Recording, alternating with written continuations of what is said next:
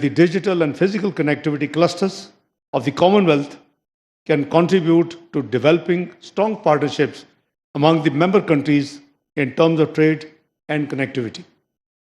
I also conveyed to our gratitude to Honorable Secretary General for the technical assistance of the Commonwealth Secretariat in trade policy formulation, export development, and support for small and medium enterprises.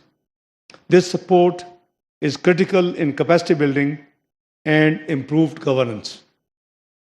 We see vast opportunities for collaboration with the Commonwealth in realizing our development goals, particularly in education, skills development, youth and women empowerment, health, and environmental preservations. Pakistan will therefore continue to engage with the Commonwealth with a special focus on women empowerment and capacity building for the young people. Pakistan is honored to lead the Commonwealth agenda on youth, reflecting the high priority we place on our partnership with the Commonwealth. We value the support provided by the Commonwealth Youth Programme and are grateful for the support of the Secretary General during Pakistan chairmanship of the 10th Commonwealth Youth Ministers meeting last year.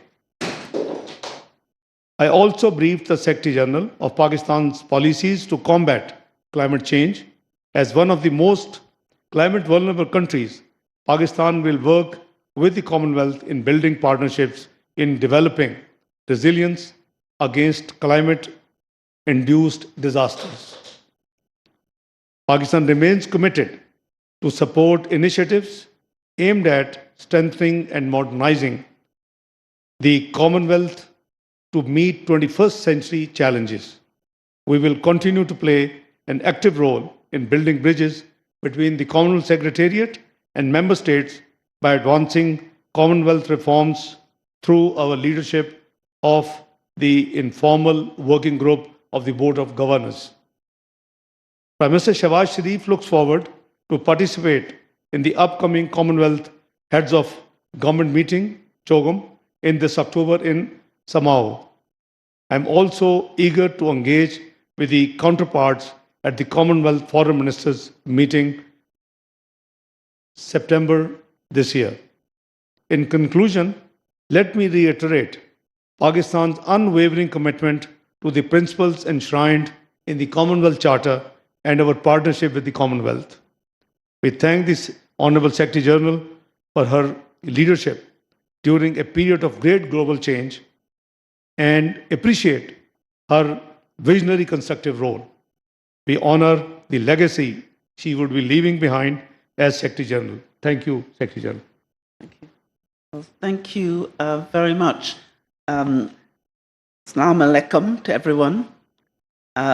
It is a great privilege and pleasure to be here at last in Pakistan. And I want to thank you, Honourable Deputy Prime Minister, for all the kind words that you have spoken about my period in office as the Secretary General.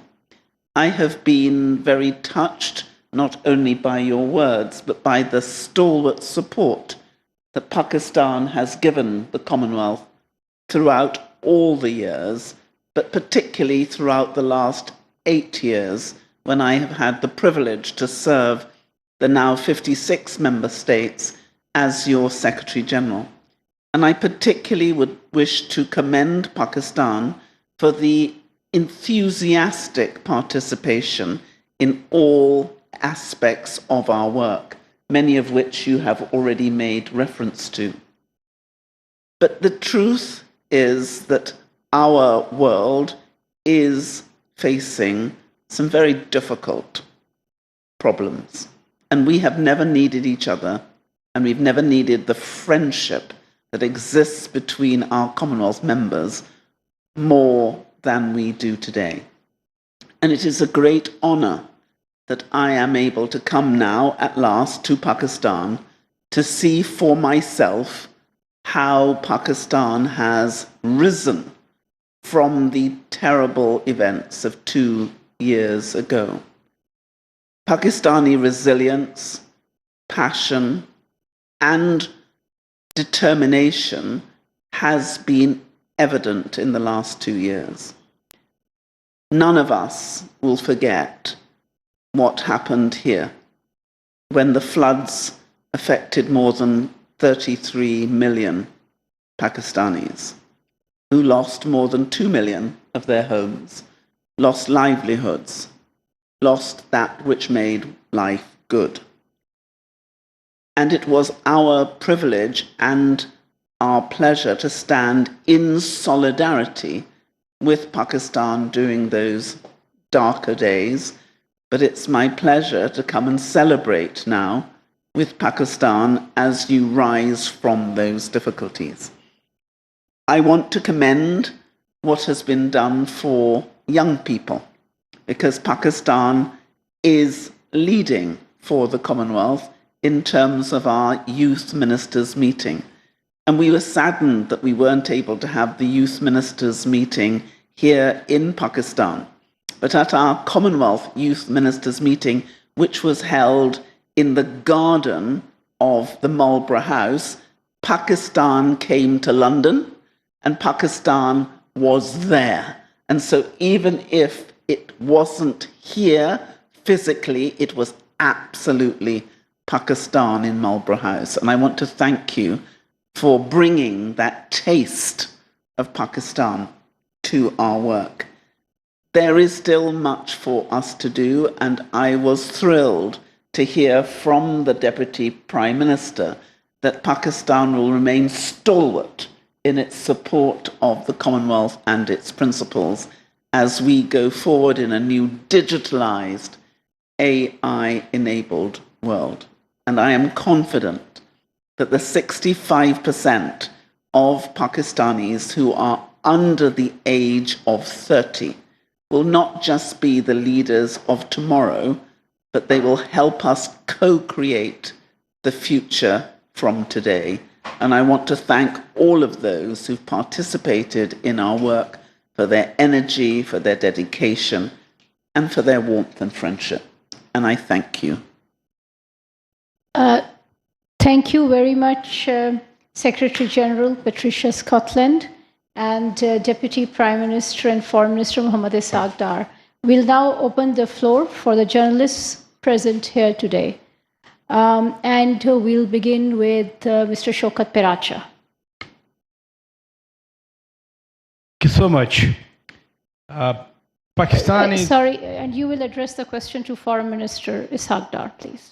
Excellency, Pakistan is the oldest member of the Commonwealth, as Madam has also spoken out.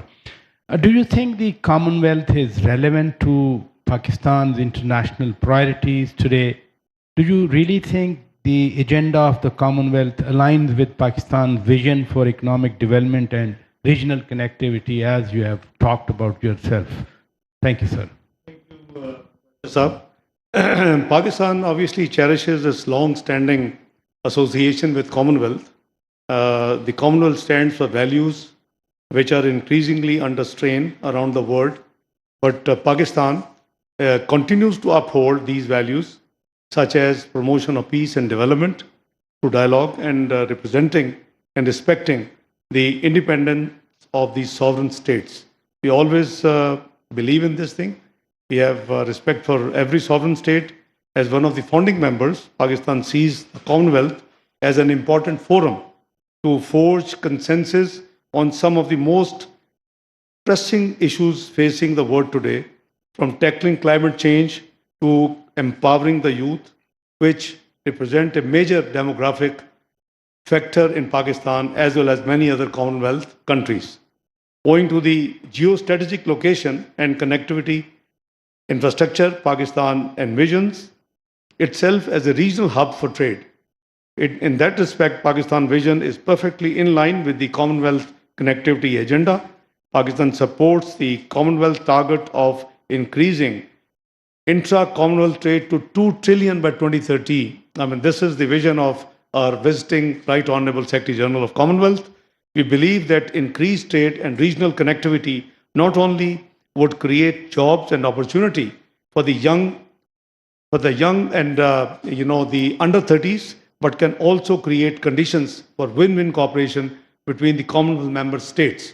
You are already aware the efforts of this government to work with different countries in the Central Asian states for the connectivity projects. For example, with Uzbekistan, we are talking and working for the Uzbekistan-Pakistan railway connectivity. We are talking with Tajikistan, we are talking with Turkmenistan, you have TAPI, you have TAP. So many projects in the pipeline which Pakistan has been working on and will continue to work for the connectivity, the regional connectivity, the global connectivity, the north-south connectivity. So we are there for regional connectivity. And Madam's vision of 2 trillion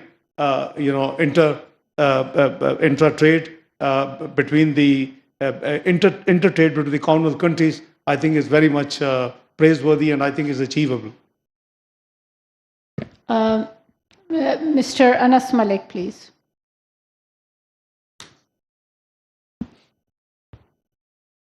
Thank you so much, spokesperson. My questions to the visiting dignitary. Continuity to what Mr. Pracha just said.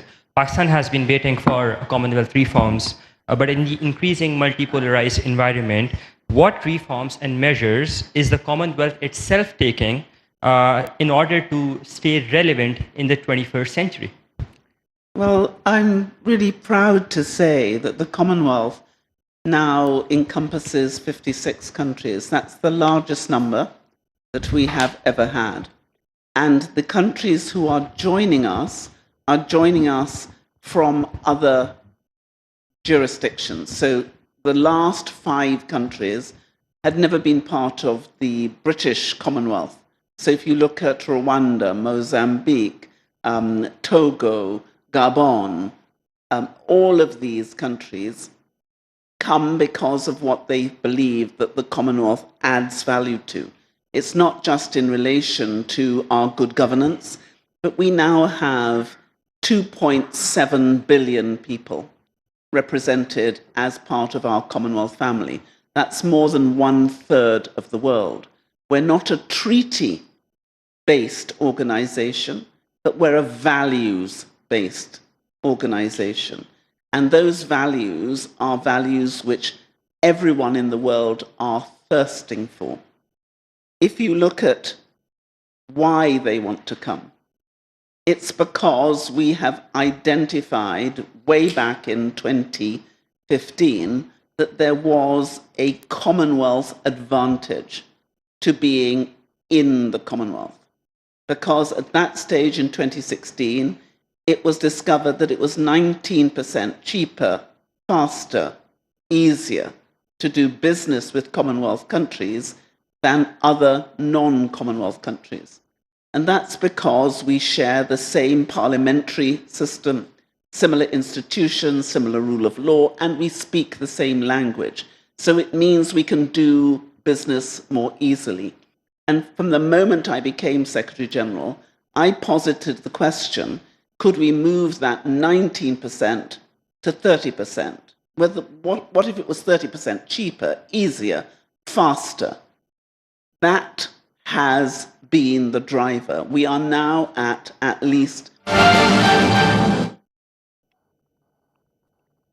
नायब वज़ीर आज़म इसहाक डार और दौलत मुश्तरका secretary general की press conference. उन्होंने कहा कि रुकने ममालिक के दरमियान तनाज़ात के हल के लिए दौलत मुश्तरका को किरदार अदा करना चाहिए।